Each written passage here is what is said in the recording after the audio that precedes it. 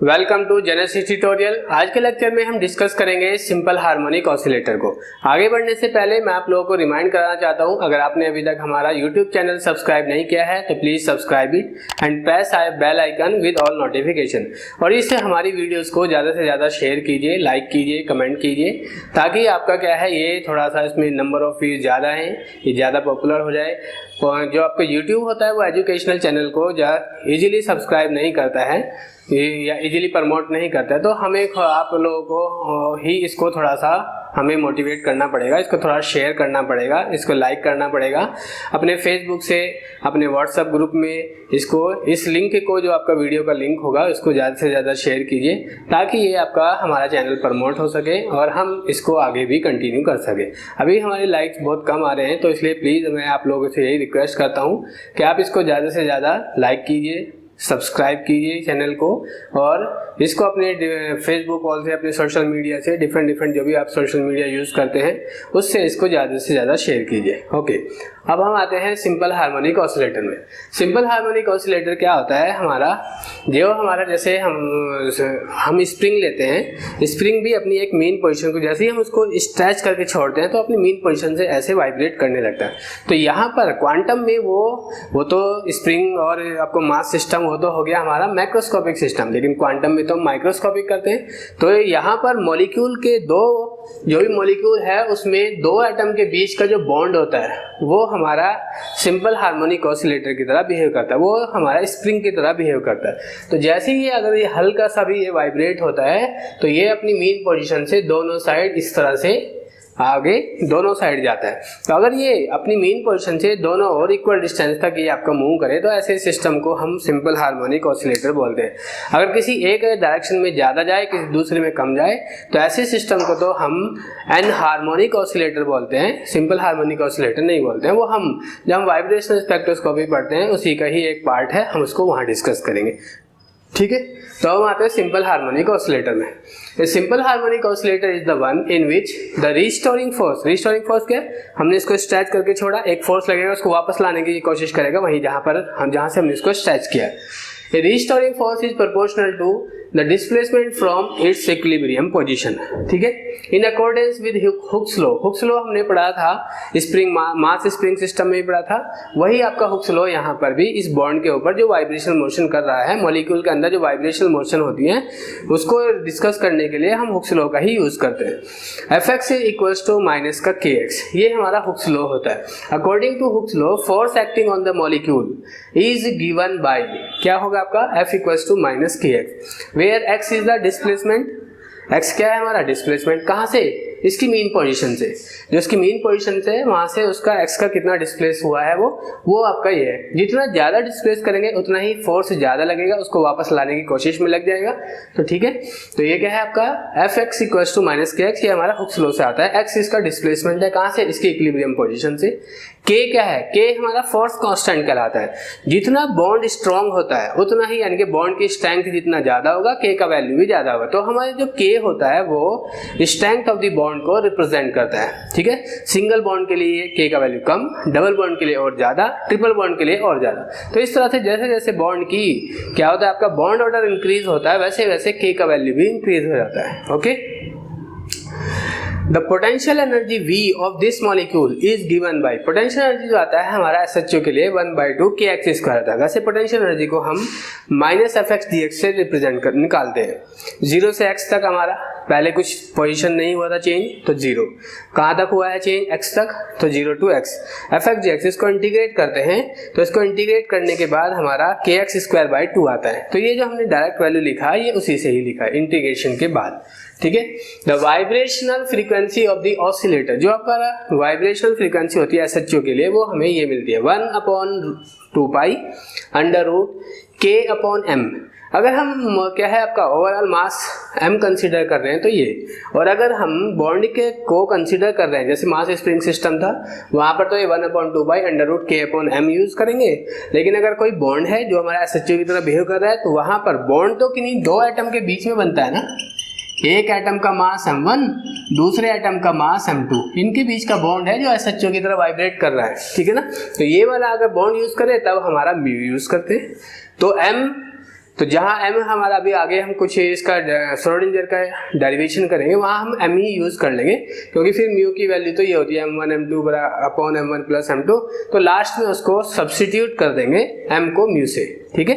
SHO के case में mu equals to 1/2 pi under root k upon mu. Mu क्या है? म्यू हमारा रिड्यूस्ड मास कहलाता है। इसका जो वैल्यू होता है वो इन दोनों के रेस्पेक्ट में आता है, m1 m2 upon m1 plus m2। ये m1 और m2 क्या है? एटॉमिक मास है, जो दो एटम्स है जिनके बीच का बॉन्ड है, जो हमारा SHO की तरह वाइब्रेट कर रहा है, उसके लिए हम ये आपका m1 और m2 दो एटम यूज कर रहे हैं, उनका atomic mass m1 and m2 है, ठीक है। श्रोडिंगर इक्वेशन क्या होगी? श्रोडिंगर इक्वेशन हमने पीछे भी किया था, वन डायमेंशन के लिए del square psi upon del x square plus 8 pi square m upon h square e minus v into psi equal to 0, ये होता है 1D के लिए। लेकिन जो हमने 1D बॉक्स पढ़ा था वहां पर हमने कहा था बॉक्स में तो v 0 होता है, लेकिन यहाँ तो 0 नहीं है, अभी निकाला हमने v equal to 1/2 kx square, तो फिर हमें यहाँ पर v का वैल्यू को रखना पड़ेगा। वहां पे 0 किया था पर यहाँ पे नॉन जीरो वैल्यू है v का, ठीक है। तो del square psi upon del x square plus 8 pi square m e into psi, e into psi upon h square, फिर minus 8 pi square m into v into psi upon h square equal to 0। अब हम इसको आगे solve करेंगे। तो इस तरह से हमारा अभी श्रोडिंगर इक्वेशन हमारा ये आ गया, इसको हम इक्वेशन नंबर 1 मान लेते हैं। अब इसमें से अगर इतनी वैल्यूज को हम क्या, वैसे तो एक कांस्टेंट हम अल्फा यूज करते हैं, पर फिलहाल हमें अल्फा ना करके एज इट इज रख देते हैं, और ये जो आगे की वैल्यूज है हम इसको, ये वाला जो आया था इसमें v का वैल्यू रख देते हैं। v का वैल्यू हमने क्या निकाला था? 1/2 kx स्क्वायर या kx स्क्वायर बाई 2, उसका वैल्यू को रखा, 2 से इसको डिवाइड किया, 4 मिला, 4 pi square m upon h square into के इंटू एक्स स्क्वायर। तो इतनी वैल्यूज को हमने बीटा स्क्वायर बोल दिया। बीटा एक कांस्टेंट है जिसका वैल्यू देखो क्या आया, 4 pi square m k upon h square. अब इसका अगर हम बीटा का वैल्यू निकालें तो पूरे का रूट कर देंगे, 4 का रूट 2, पाई स्क्वायर का root pi, under root m के हमारा रूट के अंदर आ गया, अपॉन एच स्क्वायर का रूट एच, तो ये आ गया।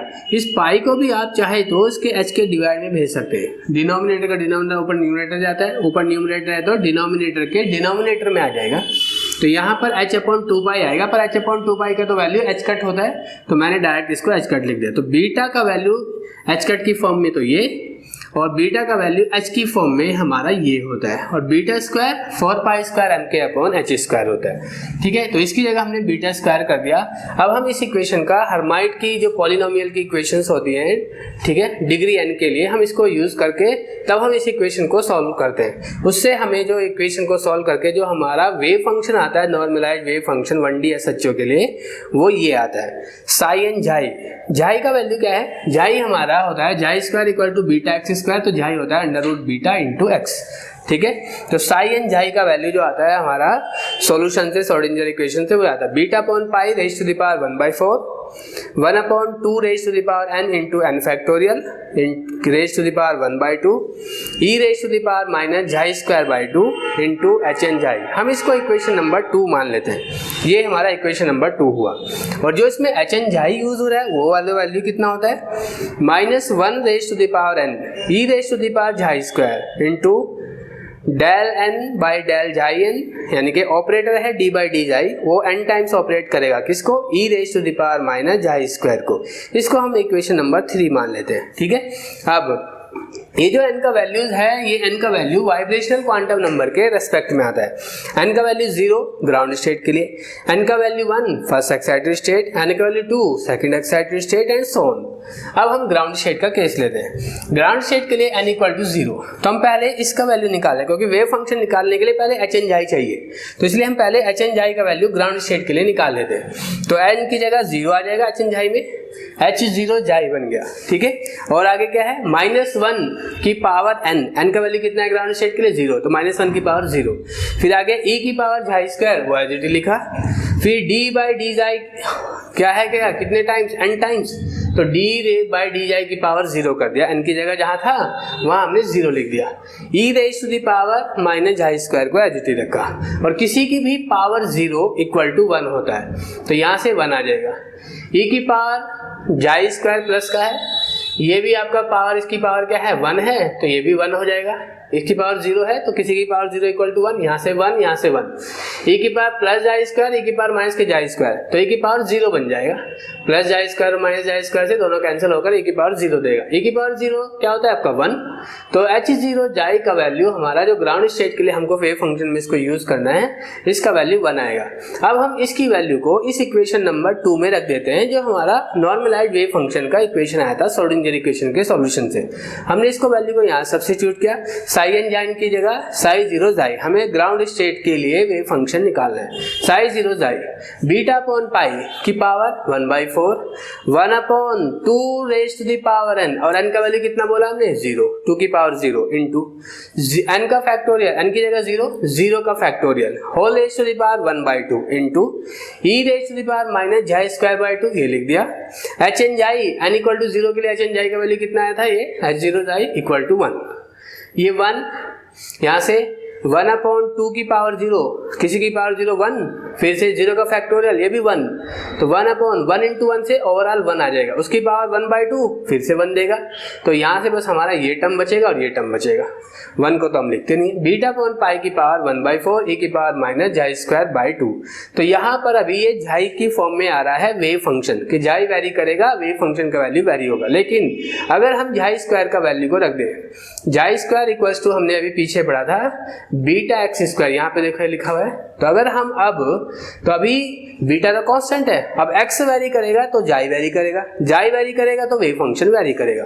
तो अब हम इसको साई को, वेव फंक्शन को किसका फंक्शन बोलेंगे, एक्स का फंक्शन बोलेंगे, तो साई 0 जाई ना बोल के अब हम साई 0 एक्स बोलेंगे, equals to beta upon pi के, इसका मीनिंग क्या है, वेव फंक्शन ही है ये, पर किसका फंक्शन है ये वेव फंक्शन एक्स का फंक्शन है, तो साई फंक्शन ऑफ एक्स है, ठीक है।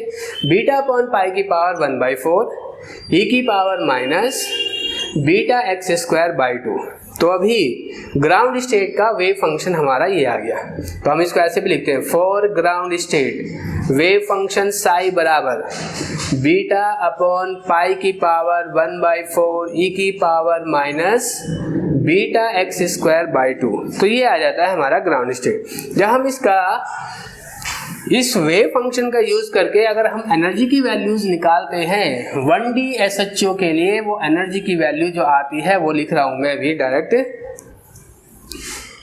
En बराबर n plus 1/2 into H new, ये आता है। इसका हम जब हम वो करते हैं kx का वैल्यू फिर vx का वैल्यू फिर दोनों को ऐड करते हैं, ओवरऑल जो एनर्जी आती है 1D SHO में 1D SHO, इसके लिए ओवरऑल एनर्जी आती है। लेकिन अगर हम ग्राउंड स्टेट की बात करें, फॉर ग्राउंड स्टेट की ही क्यों बात करें, किसी और की क्यों नहीं करें, क्योंकि वाइब्रेशनल एनर्जी लेवल के जो बीच का गैप होता है वो काफ़ी होता है, सफिशिएंट गैप होता है। तो ज़्यादातर मॉलिक्यूल्स क्या रहते हैं, ग्राउंड स्टेट में रहते हैं। फर्स्ट एक्साइटेड स्टेट में बहुत ही नेग्लिजिबल अमाउंट में मॉलिक्यूल्स होते हैं। तो 99% तक मॉलिक्यूल हमारे, अगर हम रूम टेम्परेचर की ही बात कर रहे हैं तो 99% क्या होंगे आपके मॉलिक्यूल्स हमारे ग्राउंड स्टेट में ही होंगे, बाकी का लेस देन 1% वो हमारे फर्स्ट एक्साइटेड स्टेट में जाएंगे, ठीक है। For ground state n equal to 0, तो ये जो E का वैल्यू है उसको हम अब E0 बोल देंगे, E0 बराबर n का वैल्यू 0 तो 1/2 h न्यू, तो ये जो एनर्जी है वो हमारी ग्राउंड स्टेट एनर्जी कहलाती है, ग्राउंड स्टेट एनर्जी।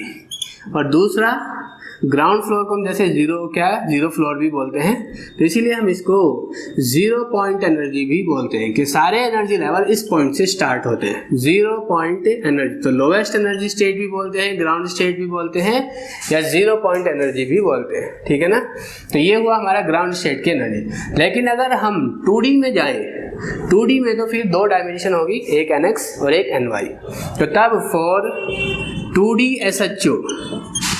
SHO में ये जो एनर्जी का एक्सप्रेशन है वो हमारा 2D में ये मिलता है, साई इक्वल्स टू कितना, साई इक्वल टू साई नहीं, एनर्जी का एक्सप्रेशन है आपका ENX NY कर देते हैं, ENX प्लस ENY आएगा। ENX का वैल्यू कितना आएगा, ENX का वैल्यू आएगा NX plus 1/2 h new plus ENY का वैल्यू कितना आएगा, क्योंकि एनर्जी हमारी एडिटिव नेचर की होती है, NY प्लस 1/2 h न्यू, ठीक है। और दोनों से अगर एच न्यू को आप कॉमन ले लें तो यहाँ से मिलेगा NX plus 1/2 plus NY plus 1/2 H new. तो 2D में जो एनर्जी का वैल्यू आएगा वो हमारा ये आएगा।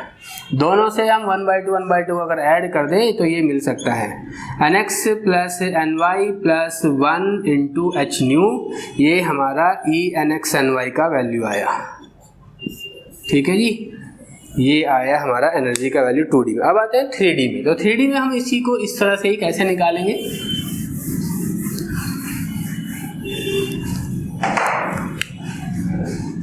For 3D SHO।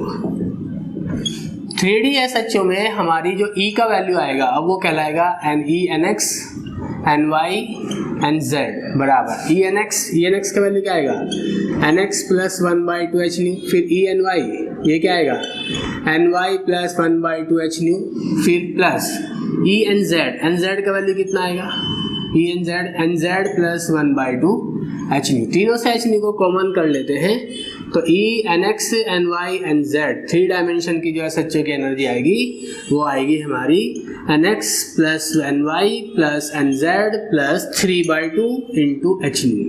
ये हमारी 3D SHO की एनर्जी आएगी।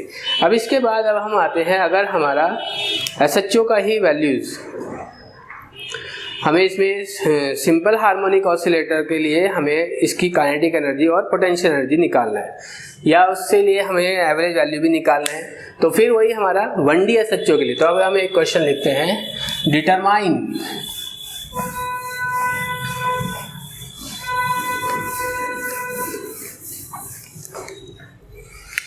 क्वेश्चन है हमारा, determine the value of determine the average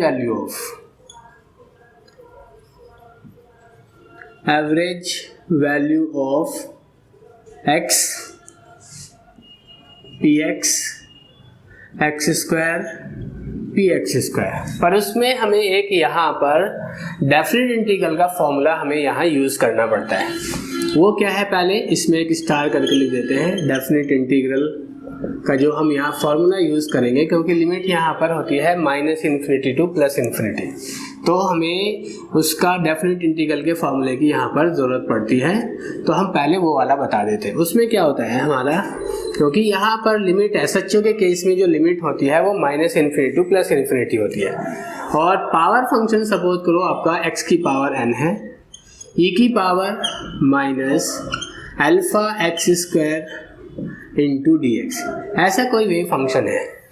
ये वाला तभी वर्क करेगा आपका ये डेफिनेट इंटीग्रल का अगर n का वैल्यू कोई ऑड नंबर हुआ, तो तब तो पूरे इंटीग्रल का वैल्यू 0 हो जाएगा, पूरा वैल्यू 0 हो जाएगा। जो भी तुमने इंटीग्रेशन में अगर यहाँ n का वैल्यू दिखाई दिया आपको 1, 3, 5, 7, तो इसका वैल्यू हमारा 0 आ जाएगा। लेकिन इफ n का वैल्यू कोई इवन नंबर हुआ, इवन में कौन कौन आता है, 0 भी आता है, 2 भी आता है, 4 भी आता है, 6 भी आता है एंड सो ऑन। तो तब हमारा -∞ टू +∞ x की पावर n e की power minus alpha x square into dx। तब हम पहले क्या करते हैं, अगर n का वैल्यू हमारा इवन है तो हम पहले इसको 0 से मल्टीप्लाई करके 2 इंटू 0 टू ∞ x की पावर n e की power minus alpha x square into dx, ये हम इसको यूज़ कर सकते हैं। ठीक है जी।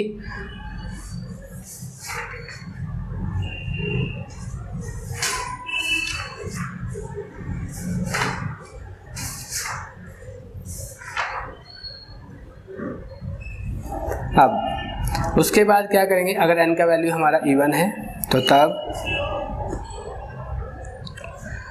2 एज इट इज चलता रहेगा, 1/2 into alpha raise to the power n plus 1/2, और ऊपर की तरफ ये है हमारा गामा कहलाता है, इसको हम गामा बोलते हैं, गामा n प्लस 1/2। तो फिर हमको इस गामा का एक्सप्रेशन का वैल्यू कैसे निकालते हैं वो पता होना चाहिए, क्योंकि यहाँ पे 2 है, इस 2 से ये 2 कैंसिल हो जाएगा। कभी कभी सिर्फ इतना पार्ट अगर हमको कभी दे दिया जाए और हमको इसको सॉल्व करना है तो इतना चलेगा। रूल आपका यही है। अब आप कहोगे कि जब यहाँ से 2 से 2 कैंसिल हो रहा है तो ये क्यों यूज़ किया, लेकिन कभी अगर आपको कहीं इंटीग्रेशन में ऐसे 0 to ∞ की फॉर्म में ऐसे मिल जाए तो तब आपको ये वाला रूल यूज़ करना है। तो रूल नहीं तो फिर चेंज हो जाएगा, इसलिए हम 2 एज इट इज तो पहले से चला रहा है। इतने पार्ट का आपका वैल्यू क्या आता है 1/2 अल्फा की पावर n। अल्फा क्या है, इस x² वाली टर्म्स के साथ जो भी कुछ दिया होगा वो अल्फा कहलाएगा, ठीक है। अल्फा की पावर n क्या होगा, जो x की पावर की फॉर्म में होगा वो n कहलाएगा, ठीक है ना। अब हम इसमें गामा की बात आते हैं। ये जो इसमें हमारा गामा यूज हुआ है, गामा n प्लस 1/2, हमने कहा था कि n का वैल्यू 0 हो सकता है। अगर n का वैल्यू 0 होगा तो गामा n प्लस 1/2 का वैल्यू आएगा 0 प्लस 1/2 गामा 1/2। और गामा 1/2 का याद रखना है, वैल्यू होता है √π। फिर हमने कहा दूसरा इवन नंबर क्या हो सकता है 0 के बाद 2, तो फिर ये आएगा गामा 2 प्लस 1/2, तो तब ये बन जाएगा गामा 3/2।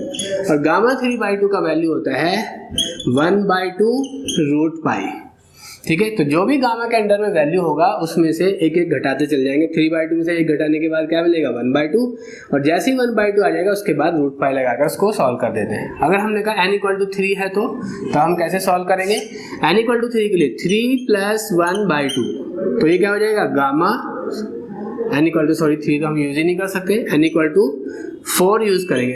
इवन नंबर यूज करना है ना, n का वैल्यू 0 2 4 और 6 ऐसे, तो ये हो जाएगा हमारा 4 प्लस 1/2 दैट इज गामा 5/2।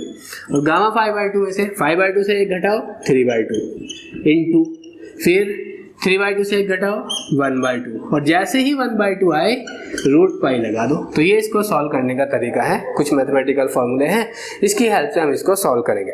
अब हम आते हैं, ये तो एक बार नोट कर लो, उसके बाद अब हम आते हैं क्या, वापस एवरेज वैल्यू ऑफ x² पर, ठीक है जी। अब average value of x², x का वैल्यू कैसे निकालेंगे, हमने पीछे एवरेज वैल्यू या एक्सपेक्टेशन वैल्यू वाला लेक्चर किया था। अगर नहीं देखा है तो एक बार प्लीज उसको जरूर देखें, तब आपको इसका आइडिया मिल जाएगा। अब हम आते हैं एवरेज वैल्यू ऑफ किसी का भी एवरेज वैल्यू निकालने के लिए इंटीग्रल और फिर lower limit to upper limit. SHO में जो लिमिट यूज करते हैं वो -∞ टू +∞ यूज करते हैं। दूसरा साई स्टार और साई, इसके बीच में जिसका हमको एवरेज वैल्यू निकालना है वो रख देते हैं और इसको इंटीग्रेट कर देते हैं, इंटीग्रेट। और क्योंकि हम 1D SHO की बात करें, ये सब हमें निकालना है for 1D SHO। 1D SHO का जो वेव फंक्शन अभी हमने निकाला था वो था β/π⁴ e की पावर माइनस βx²/2, x का फंक्शन था, तो इसलिए यहाँ पर हम dτ का वैल्यू को dx यूज करेंगे, ठीक है जी। तो average value of x equals to -∞ to +∞, psi star क्या होगा β/π⁴ e की पावर माइनस βx²/2। साई का स्टार का वैल्यू वही होगा जो साई का होगा, क्यों, क्योंकि कहीं आयोटा वाला पार्ट तो है ही नहीं, ठीक है, इंटू x इंटू फिर से साई का वैल्यू, सॉरी ये साई है, साई स्टार और x से साई इंटू dio, ठीक है। तो साई स्टार और साई के बीच में हम जिसका एवरेज वैल्यू निकालना उसको रखा और उसको इंटीग्रेट कर दिया with in the volume element dx। फिर से β/π⁴ e की power minus βx²/2 into dx, ये आया। अब हम क्या करें, β/π⁴ β/π⁴ कांस्टेंट है, 1/4 दोनों ऐड होकर 2/4 को हम लिख सकते हैं 1/2 और उसको इंटीग्रल से बाहर कर देते हैं, क्योंकि जो भी कांस्टेंट वैल्यू होती है हम उसको इंटीग्रेशन से बाहर कर देते हैं, तो 1/2 आ गया बाहर। अब -∞ टू +∞, ये भी एक्सपोनेंशियल फंक्शन है, e की पावर माइनस βx²/2, ये भी एक्सपोनेंशियल, e की दोनों मल्टीप्लाई में है, e की पावर माइनस βx² बन जाएगा दोनों की मल्टीप्लाई से, और x को हम पहले लिख देते हैं, x हमारा पावर फंक्शन की फॉर्म में आ गया, पावर फंक्शन हम पहले लिखते हैं और एक्सपोनेंशियल फंक्शन हम बाद में लिखते हैं, ये हमारा एक रूल होता है मैथमेटिकल, ठीक है, उससे। अब आते हैं जी हमारा β/π⁴ -∞ टू +∞, x की पावर यहाँ क्या है, कुछ नहीं है तो 1 इंटू e की पावर माइनस βx²/2 तो जो हमने अभी जनरल रूल पढ़ा था कि minus infinity to plus infinity, इस वाले पार्ट को आप तभी इंटीग्रेट कर पाओगे अगर यहाँ x की पावर में कोई इवन नंबर है तो। पर यहाँ पर तो इवन कहाँ है, यहाँ पर तो ऑड नंबर है, वन तो ऑड में आता है। अगर कभी ऑड नंबर आ जाए तो पूरे इंटीग्रेशन का वैल्यू इक्वल टू 0 हो जाता है। पीछे भी क्या हमने जस्ट इसका फॉर्मूला इंटीग्रल डेफिनेट इंटीग्रल का जो फॉर्मूला पढ़ा था इसका, इसके लिए वो, तो यहाँ से आपका ये 0 आ जाएगा, 0 इंटू समथिंग पूरा 0 हो जाएगा। तो average value of x equal to 0 हुआ 1D SHO के लिए। ठीक है जी। अब ये तो एवरेज वैल्यू ऑफ हमने x निकाला, इसी का अब हम करते हैं एवरेज वैल्यू ऑफ px। फिर से वही कर देते हैं, ये आपका नोट कर लिया। अब इसके बाद आते हैं एवरेज वैल्यू ऑफ px में। px वाले में क्या करेंगे, सिर्फ वही साई स्टार और साई के बीच में px को रख देंगे, एवरेज वैल्यू ऑफ px, और उसको इंटीग्रेट कर देंगे। फिर से वही minus infinity to plus infinity, Sai star का वैल्यू वही बीटा अपॉन पाई की पावर 1/4 e की power minus beta x square. P x क्या है आपका, मोमेंटम ऑपरेटर एक्स डायरेक्शन का, उसका वैल्यू कितना होता है minus I H cut D by d x. सही है। फिर से साई का है आपका बीटा अपॉन पाई की पावर 1/4 e की power minus beta x square by 2, d two का value d x. Beta upon pi की पावर 1/4, बीटा अपॉन पाई की पावर 1/4 कांस्टेंट है। ये भले इससे पहले हमारा एक डिफरेंशियल ऑपरेटर लगा हुआ है, पर जो भी आपका डिफरेंशिएशन होता है या इंटीग्रेशन होता है उसमें किसका जो कांस्टेंट वैल्यू होती है उनका कोई रोल नहीं होता, तो उनको हमने एज इट इज मल्टीप्लाई करके इसको बाहर निकाल दिया। क्या मिलेगा बाहर निकाल कर, बीटा अपॉन पाई की पावर 1/4 इंटू 1/4, दोनों से आपको मिल जाएगा 1/2। ठीक है। Minus infinity to plus infinity, पहले तो हमने सिंपली ये नहीं था ऑपरेटर, तो हमने क्या किया, इसको और इसकी मल्टीप्लाई कर दिया। अब नहीं कर पाएंगे, अब हम इसको एज इट इज लिखना पड़ेगा। और माइनस के आई एच का ये भी कॉन्स्टेंट है, इसको भी बाहर रख दिया। सही है। e की power minus beta x square by 2 into D by d x के अंडर में अब क्या बचा, e की power minus beta x square by 2 बचा इंटू डी एक्स। अब पहले ये डिफरेंशियल ऑपरेटर इसको ऑपरेट करेगा। ठीक है। तो बीटा अपॉन पाई की power 1/2 minus I H cut minus infinity to plus infinity e की power minus beta x square by 2। ठीक है। यहाँ से डिफरेंशिएशन का रूल क्या होता है, एक्सपोनेंशियल फंक्शन का जब हम डिफरेंशिएशन करते हैं तो exponential function as it is आ गया e की power minus beta x square by 2, और जो अब e की पावर में बचा है उसको डिफरेंशियल ऑपरेटर ऑपरेट करेगा। कैसे ऑपरेट करेगा जी, d by d x of minus beta x square by 2, तो माइनस के बीटा बाई 2 तो बाहर चला जाएगा, माइनस के बीटा बाई 2, और d by d x of x square 2x मिल जाएगा। तो मैं इसको ऐसे लिख सकता हूँ, माइनस का बीटा बाई 2 कॉन्स्टेंट था, बाहर चला गया, डी बाई डी एक्स ने एक्स स्क्वायर को ऑपरेट किया तो 2x मिला। पावर फंक्शन है इसलिए मैंने इसको पहले लिखा, और जो एक्सपोनेंशियल फंक्शन था वो एज इट इज हमने कहा था एज इट इज, वो हमने एज इट इज लिखा। तो इसका डिफरेंशिएशन करने के बाद हमको ये मिलेगा, इस 2 से ये 2 कैंसिल हो जाएगा, तो माइनस के बीटा x आएगा, और माइनस के बीटा को हम बाहर कर देते हैं, माइनस का साइन वहाँ से है, माइनस यहाँ से प्लस का हो जाएगा।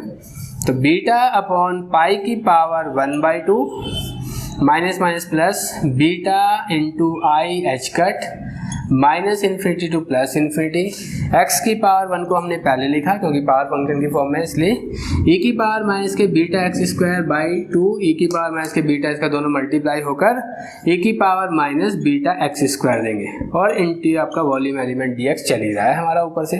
अब फिर से देखो, minus infinity to plus infinity integral वाले फॉर्म में अगर x की पावर कोई भी ऑड नंबर आ जाए तो तब इस पूरे इंटीग्रल का वैल्यू 0 आता है। तो यहाँ पर भी तो क्या है, x की पावर 1 है, तो x की पावर 1 ऑड में आएगा, तो इससे ये पूरा इंटीग्रल का वैल्यू 0 हो जाएगा, क्योंकि ये क्या है आपका, ये जो 1 है ये हमारा ऑड नंबर है, और ऑड है तो जब भी हमारा x की पावर यहाँ ऑड आता है पूरे इंटीग्रल का वैल्यू हमारा 0 हो जाता है। 0 इंटू दिस 1 पूरा 0 आ जाएगा।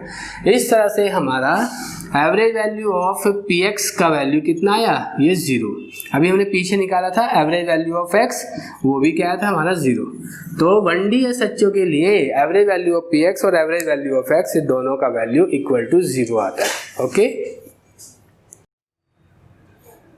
तो इस तरह से हमने अभी एवरेज वैल्यू ऑफ एक्स और average value of p x का वैल्यू निकाला 1D SHO के लिए। तो कितना है आपका average value of x equal to 0 और average value of p x equal to 0।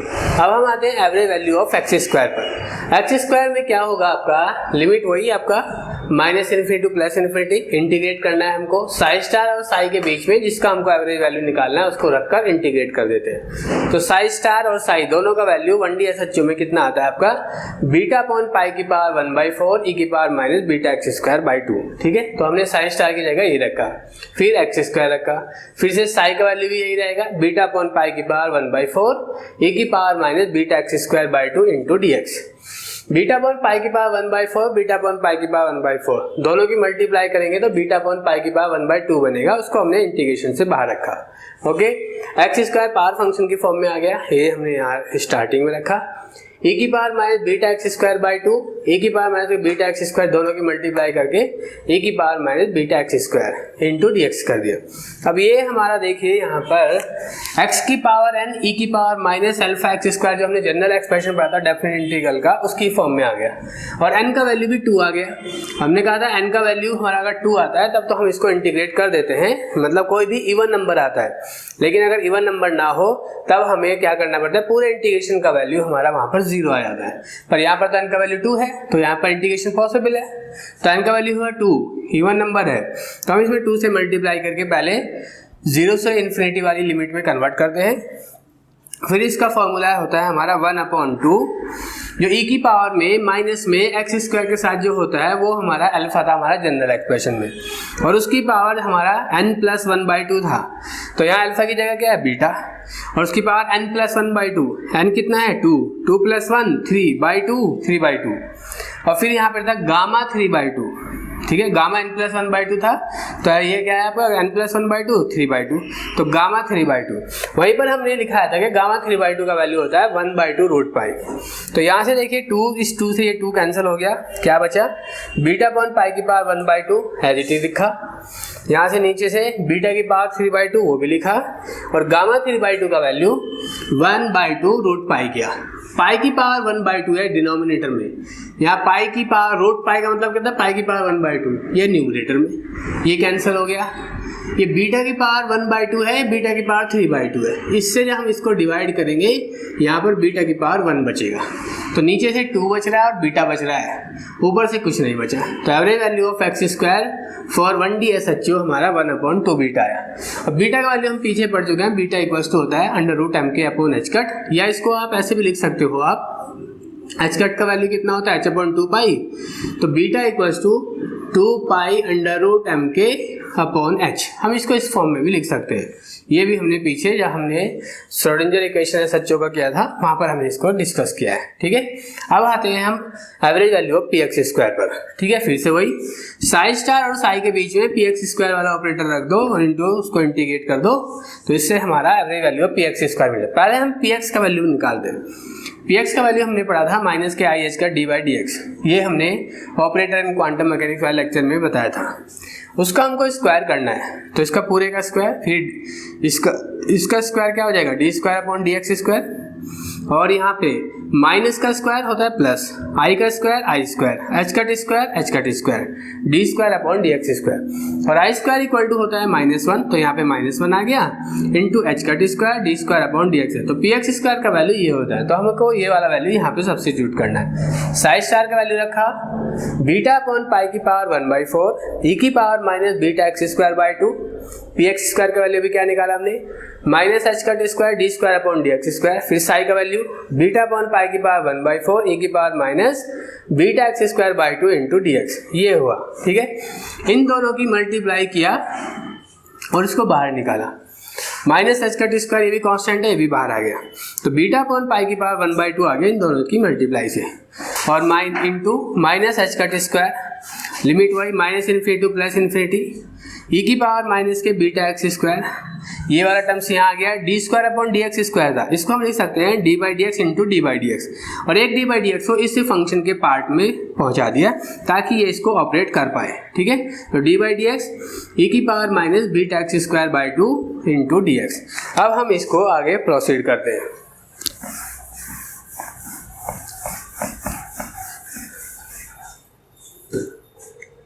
तो यहाँ पर हमको D by d x c की पावर माइनस, ये हम साइड में पहले छोटा सा कर लेते हैं। अगर हमारे पास ऐसा होता d by d x c की पावर माइनस के बीटा एक्स स्क्वायर, तो exponential function as it is, फिर डी बाई डी एक्स इसको ऑपरेट करेगा जो ई की पावर में, वो कौन है, माइनस के beta by 2 into x square, ये माइनस के बीटा बाई 2 को भी बाहर किया, minus beta by 2, D by d x of x square into 2x आ जाएगा, और ई की पावर माइनस के बीटा एक्स स्क्वायर को हमने एज इट इज लिखा, बीटा एक्स स्क्वायर बाई 2। तो यहाँ से इतने पार्ट का वैल्यू जो देगा ये 2 से 2 कैंसिल होकर माइनस का बीटा एक्स ई की power minus beta x square by 2 आएगा। तो हमने इसको साइड में कर दिया और यहाँ पर हम इसका वैल्यू को सब्स्टिट्यूट करेंगे।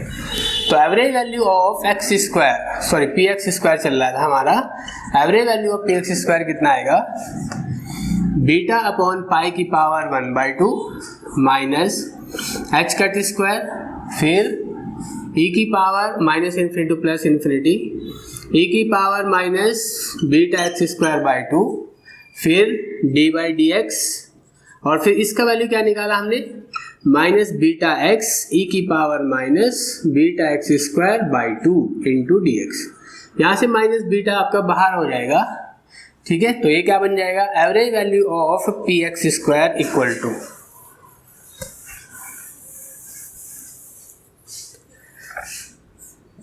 बीटा अपॉन पाई की पावर 1/2, माइनस साइन बाहर प्लस हो गया, बीटा भी बाहर, तो ये बन जाएगा बीटा एच कट स्क्वायर, फिर माइनस इन्फिनिटी प्लस इन्फिनिटी, फिर ई की power minus beta x square by 2। अब यहाँ डी बाई डी एक्स के अंडर में एक्स आया और ये, तो जब भी हमारे पास किसी डिफरेंशियल ऑपरेटर के अंडर में दो दो फंक्शंस आ जाए, एक आपका एक्स पावर फंक्शन की फॉर्म में और दूसरा ई की power minus beta x square by 2 into d x, ये है, तो तब यहाँ पर दो दो फंक्शंस आ रहे हैं, फर्स्ट फंक्शन और ये सेकंड फंक्शन। तो यहाँ से क्या रूल है हमारा, पहला function as it is second का differential plus second function as it is first का डिफरेंशियल। तो ये बन जाएगा बीटा अपॉन पाई की power 1/2 beta h cut square minus infinity plus infinity limit e की power minus beta x square by 2, पहला function x as it is, second का differential d by d x of e की power minus beta x square, क्या लिखा निकाला था हमने, minus का बीटा एक्स ई की पावर माइनस के बीटा, तो माइनस का बीटा एक्स आएगा तो यहाँ पे बनेगा ये माइनस बीटा एक्स, पहले से था एक्स स्क्वायर हो गया, एक एक्स यहाँ से आया इसका डिफरेंशियल करके और एक एक्स यहाँ पर पहले से था, ठीक है।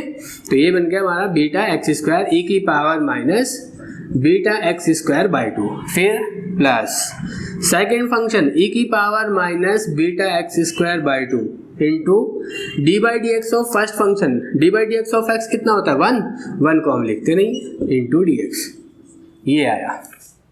अब इसके साथ मल्टीप्लाई करते हैं और इंटीग्रेट करते हैं, तो ये बन गया हमारा बीटा अपॉन पाई की power 1/2 beta h cut square minus infinity to plus infinity, e की पावर इसके साथ मल्टीप्लाई करेंगे तो क्या आएगा, इसको अलग अलग सेपरेट कर लेते हैं इंटीग्रेशन को, यहाँ से माइनस का बीटा बाहर हो जाएगा, एक्स स्क्वायर आपका इधर मल्टीप्लाई में ई की power minus beta x square by 2, दोनों की मल्टीप्लाई करेंगे ई की power minus beta x square into d x हमारा चल ही रहा है, इंटू डी एक्स, फिर इसकी मल्टीप्लाई इसके साथ करेंगे, कोई एक्स की पावर नहीं है तो जहाँ कोई नहीं होता वहाँ हम अपनी तरफ से एक्स की पावर 0 तो लिख ही सकते हैं, क्योंकि जहाँ कोई नहीं होता वहाँ 1 तो होता है, 1 को हम एक्स की पावर 0 लिख सकते हैं, एक्स की पावर 0 इक्वल टू 1 होता है, minus infinity plus infinity e की power minus beta x square by 2 e की power minus beta x square, दोनों की मल्टीप्लाई करेंगे ई की power beta x square into d x आ जाएगा, सही है जी।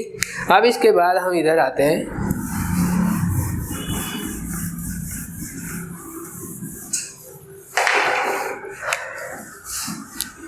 बीटा अपॉन पाई की पावर 1/2, फिर बीटा एच स्क्वायर था, एच कट स्क्वायर, और फिर था हमारा यहाँ से देखिए यहाँ x की पावर 2 है, 2 का मतलब इवन नंबर है, n इक्वल टू 2।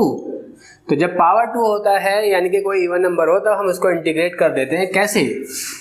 उसमें पहले 2 से मल्टीप्लाई करके लिमिट 0 टू इन्फिनिटी में बदलते हैं, x की पावर 2 e की power minus beta x square into d x. फिर उसके बाद यहाँ पर भी x क्या है आपका, फिर से 2 से मल्टीप्लाई किया, 0 से इन्फिनिटी में किया, x की पावर 0 है, e की power minus beta x square into d x.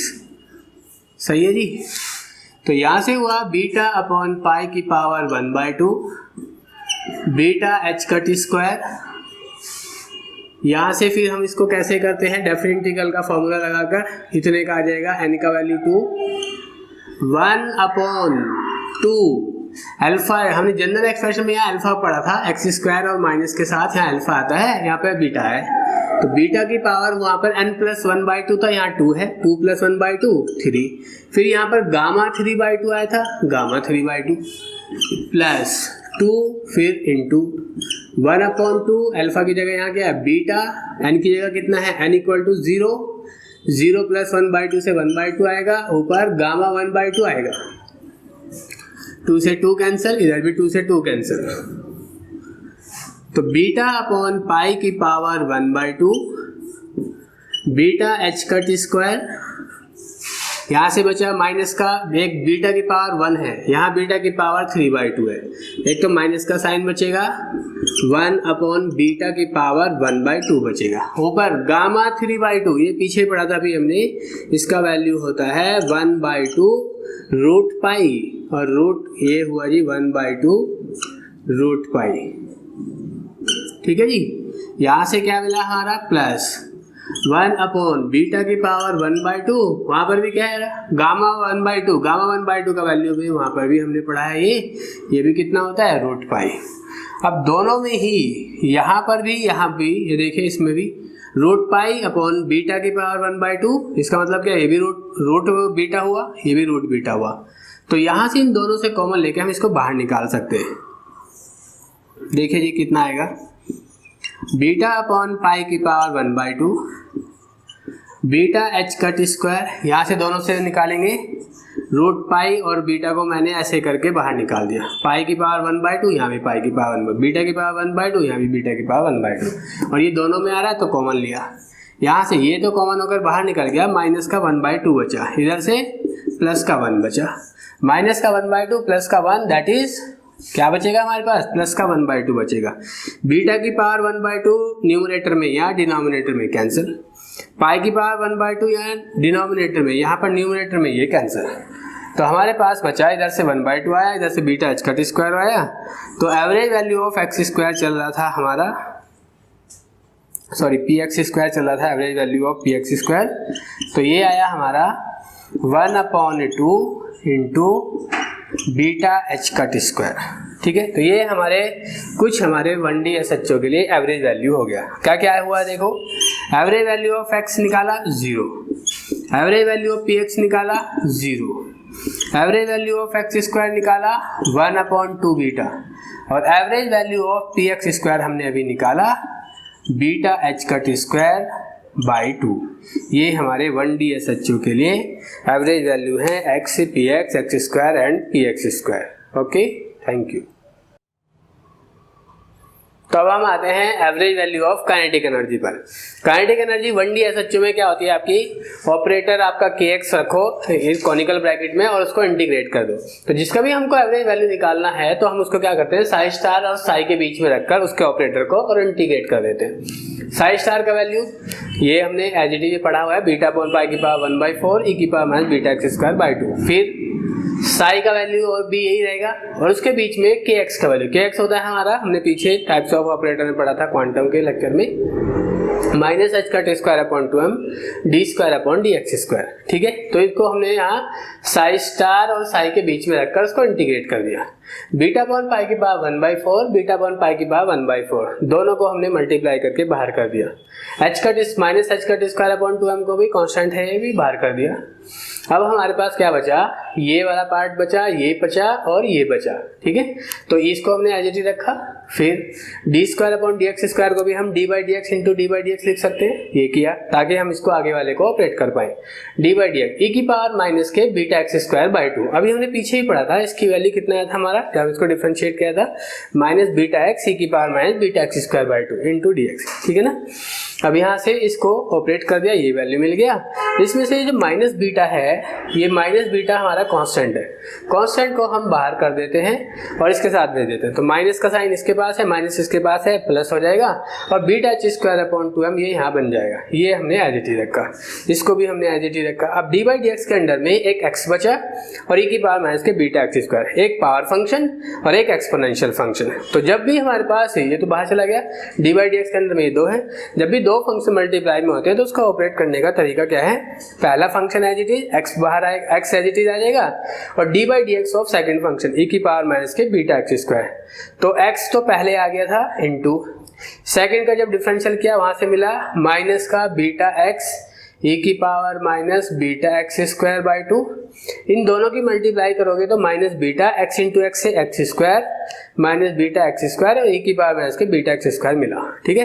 पहला फंक्शन है जी सेकंड का डिफरेंशियल से, फिर प्लस सेकंड फंक्शन e की पावर माइनस के beta x square by 2 as it is into differential of first function. First function कौन है, x, d by d x of x equal to 1 होता है तो उसको हमने नहीं लिखा और इंटू डी एक्स हमारा चल ही रहा है।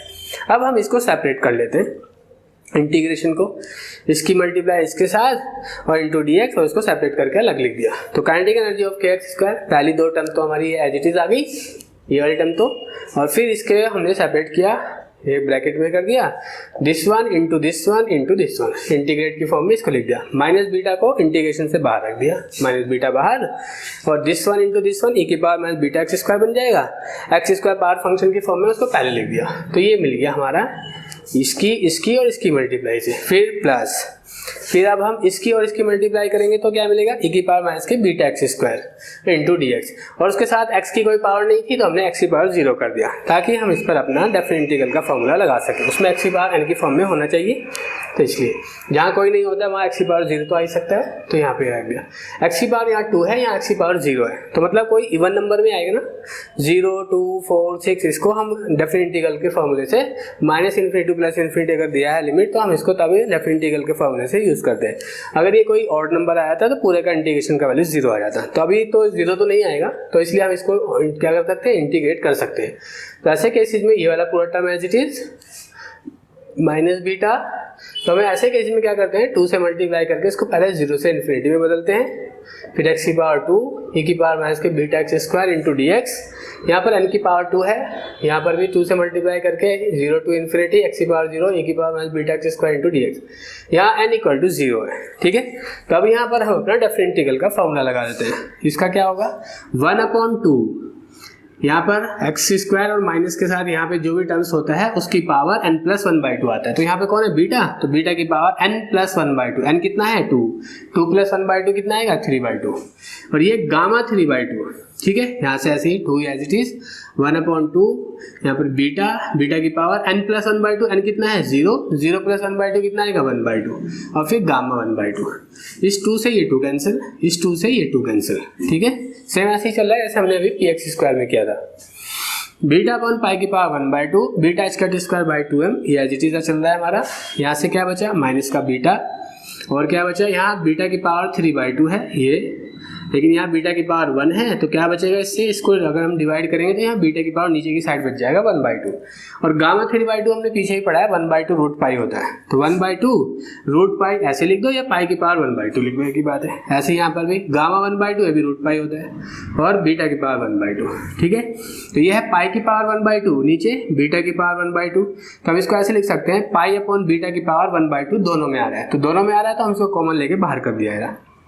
यहाँ से क्या बचेगा, माइनस का साइन बचेगा, ये तो बाहर चला गया, 1/2 बचेगा, फिर प्लस यहाँ से 1 बचेगा, माइनस का 1/2 है, प्लस का 1 है तो प्लस का 1/2 बचेगा, तो प्लस का 1/2 यहाँ से देखिए इस वाली टर्म्स में ये है बीटा अपॉन पाई की पावर 1/2 और ये है पाई अपॉन बीटा की पावर 1/2।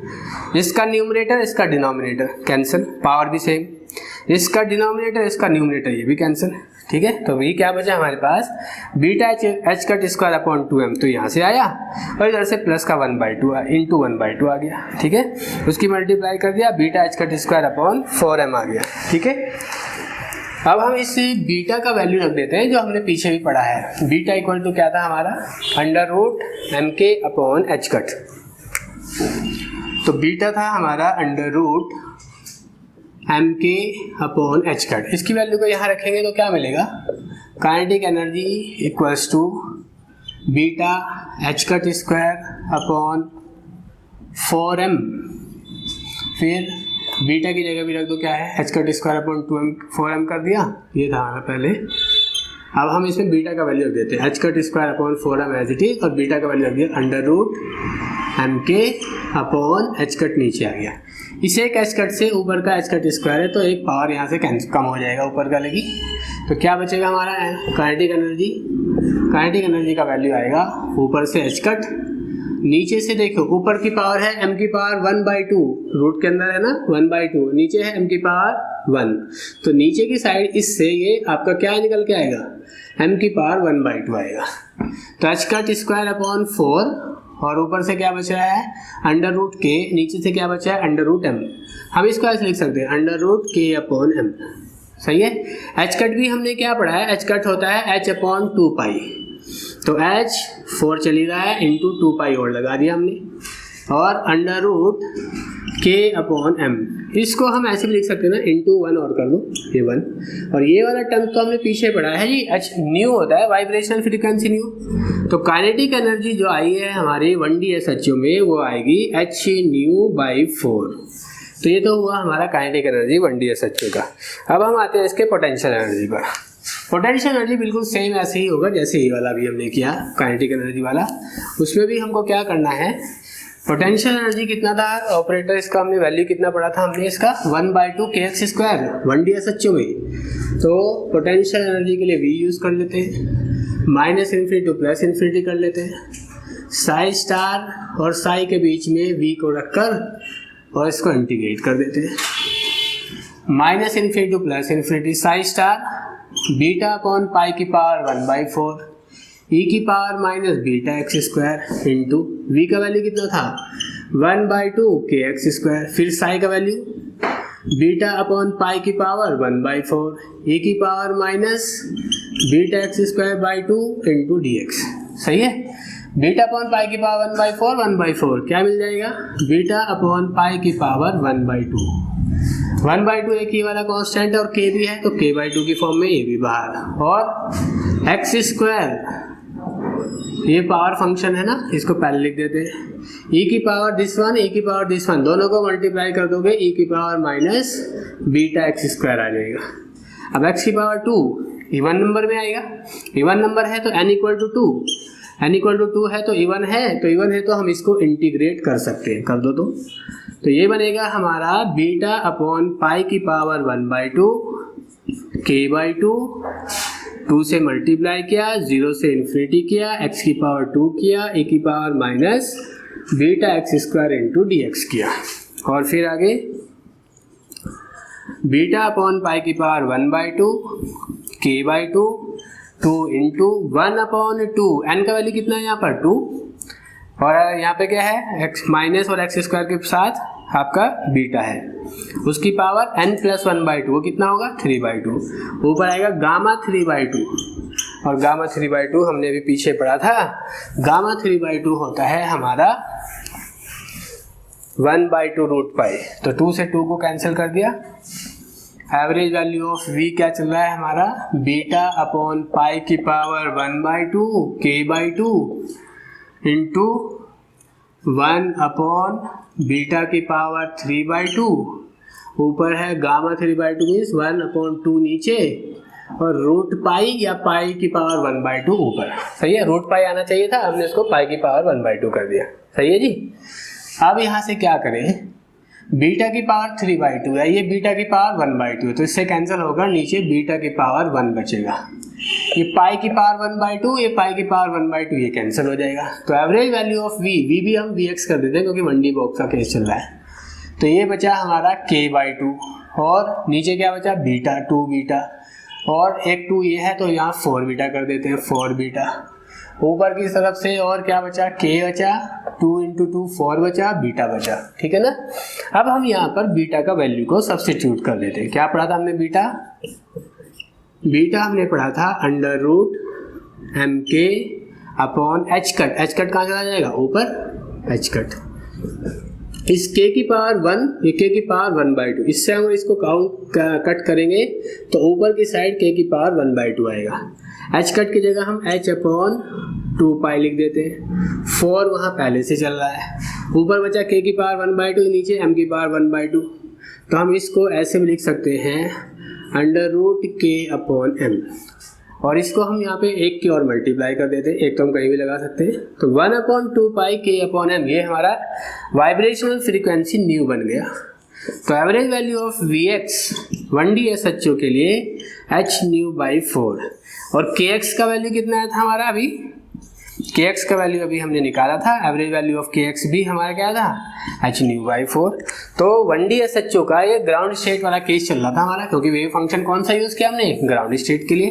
तो यहाँ से हमारा टोटल एनर्जी अगर हम E की बात करें, वो होती है average value of kinetic energy 1D SHO में, average value of potential energy 1D SHO में। ये कितनी आई, h/4, ये कितना आया, h/4। तो जो ये आपका, जब तुमने ग्राउंड स्टेट का वेव फंक्शन लिया तो एनर्जी किसकी मिलेगी, ग्राउंड स्टेट की, और वो एनर्जी क्या कहलाएगी, E0, और इन दोनों को ऐड करके क्या मिलेगा हमको, h/2। और हमने भी यही पढ़ा था, एनर्जी का जनरल एक्सप्रेशन SHO में क्या था, En बराबर n+1/2 hν, ये था। ग्राउंड स्टेट के लिए n का वैल्यू 0 होता है, तो ये बन गया था 1/2 hν, और n की जगह 0 ये। तो ग्राउंड स्टेट के लिए 1/2 hν, हमारी भी वैल्यू कितना आया, E0 बराबर hν/2, ये भी hν/2। ठीक है, इस तरह से हमने average value of kinetic energy और पोटेंशियल एनर्जी किया। Okay, thank you.